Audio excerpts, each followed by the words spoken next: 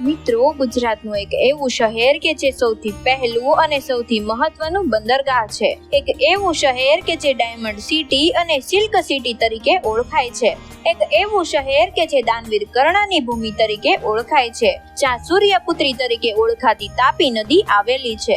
જી હા મિત્રો, આ શહેર છે સુરત. પરંતુ શું તમે જાણો છો કે સુરત શા માટે સૌથી ખાસ છે? સુરતની ધરતી પર કેટલા લોકો વસે છે અને શા માટે સુરત દુનિયાભરમાં જાણીતું છે? નમસ્કાર મિત્રો, અમારી ચેનલના વધુ એક નવા માહિતી ભર્યા વિડીયોમાં આપનું હાર્દિક સ્વાગત છે.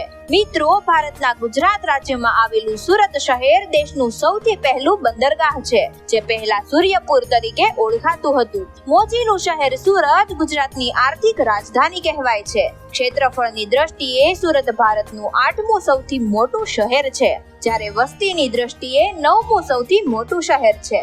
આ સાથે જ સુરત ખૂબ જ સ્વચ્છ સિટી છે, જે ભારતનું 3જું સૌથી સ્વચ્છ શહેર છે. સૂર્યપુત્રી તાપી આ શહેરની વચ્ચેથી નીકળે છે, જે સુરતને વધારે સુંદર બનાવે છે. આ નદી પર કેટલાય બ્રિજ બનાવવામાં આવેલા છે. સુરતમાં કેટલાય ફ્લાયઓવર બ્રિજ પણ બનાવવામાં આવ્યા છે અને એટલે જ સુરત બ્રિજ સિટી તરીકે પણ ઓળખાય છે. મિત્રો, સુરતનું વર્ણન સૌથી પહેલા મહાભારતમાં જોવા મળે છે. કહેવાય છે કે ભગવાન શ્રી કૃષ્ણ મથુરાથી દ્વારકા જતી વખતે સુરતમાં રોકાયા હતા, પરંતુ આજનું સુરત એ સમયે સૂર્યપુર તરીકે ઓળખાતું હતું. જો કે સૂર્યપુર નામ બદલીને કેવી રીતે સુરત પડ્યું એ વાતના કોઈ ચોક્કસ પુરાવા નથી. મિત્રો, એવું કહેવાય છે કે સુરત શહેરની સ્થાપના 15મી સદીના અંતમાં ગોપી નામના એક બ્રાહ્મણ દ્વારા કરવામાં આવી હતી. વર્ષ 1512 અને 1530માં પોર્ટુગીઝોએ સુરતને ઘણું નુકસાન પહોંચાડ્યું હતું. 1513માં સુરત આવેલા એક પોર્ટુગીઝ યાત્રી ડ્યુરેટ બાર્બોસાએ કહ્યું હતું કે સુરત એક મહત્વપૂર્ણ બંદરગાહ છે, જ્યાં દુનિયાના અનેક દેશોમાંથી કેટલાય જહાજો આવે છે.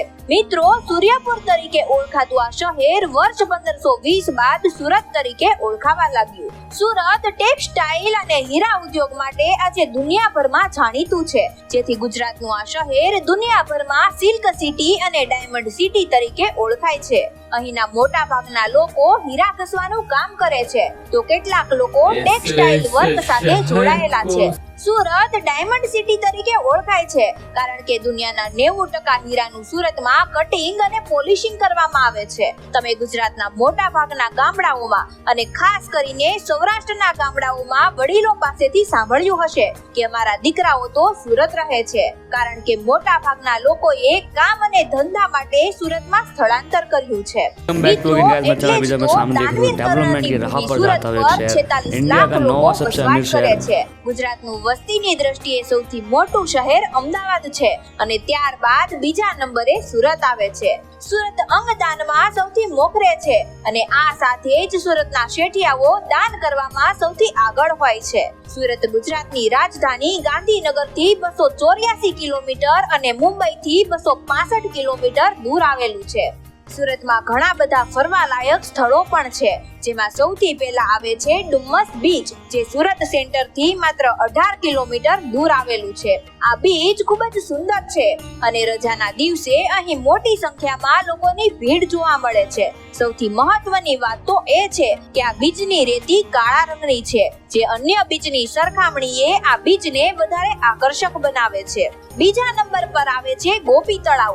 આ તળાવ ખૂબ જ સુંદર છે, જેનું નિર્માણ વર્ષ 1510માં મલિક ગોપીએ કરાવ્યું હતું, જે એ સમયના ગવર્નર હતા. આજે મોટી સંખ્યામાં લોકો અહીં આવે છે અને મજા માણે છે. આ તળાવમાં બોટિંગ, બમ્પર રાઇડિંગ અને જીપ લાઇન જેવી સુવિધાઓ છે. આ સાથે બાળકો માટે પણ ઘણી એક્ટિવિટીઝ છે. આ સાથે સુરતમાં બોટનિકલ ગાર્ડન અને પ્રાણી સંગ્રહાલય જેવા જોવાલાયક સ્થળો પણ છે. તો દર વર્ષે વનિતા વિશ્રામના મેળાની મોજ પણ સુરતીઓ ઉઠાવે છે. મિત્રો, સુરતની વાત થતી હોય ત્યારે ખાણી પીણીને કેમ ભૂલાય? સુરતની સૌથી ફેમસ આઈટમ છે સુરતી લોચો. આ સાથે જ ખમણ, ઢોકળા, ખમણી, થેપલા જેવી કેટલી વસ્તુઓ વખણાય છે. સુરતની ઘારી તો દેશભરમાં પ્રખ્યાત છે. સુરતી લાલાઓ ખાવાના ખૂબ જ શોખીન હોય છે. ખરેખર સુરતીઓ ખૂબ જ મોજીલા હોય છે. તમને પણ જો સુરત શહેર ગમતું હોય તો વિડીયોને લાઈક, કોમેન્ટ અને શેર કરી દો. ધન્યવાદ.